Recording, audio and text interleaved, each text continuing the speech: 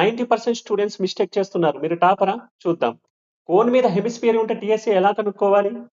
Video pause చేసి answer guess చేయండి. First big mistake ఏంటి తెలుసా? స్టూడెంట్స్ కోన్ బేస్ ఏరియా కూడా యాడ్ చేస్తున్నారు. బట్ కోన్ హెమిస్ఫియర్ మీద అటాచ్ అయింది. సో ఆ సర్కిల్ కనబడదు. Total height is equal to 15.5 centimeter. Hemisphere height is equal to radius is equal to 3.5 centimeter.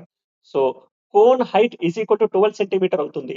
Slant height is equal to square root of 12 square plus 3.5 square that is equal to 12.5 అవుతుంది.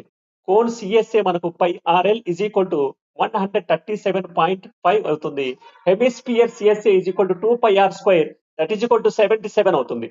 Total surface area 137.5 plus 77 that is equal to 1214.5 centimetre square అవుతుంది. ఇలాంటి killer question తో మరొక వీడియోలో కలుస్తాను. Subscribe చేసుకున్నందుకు ధన్యవాదాలు.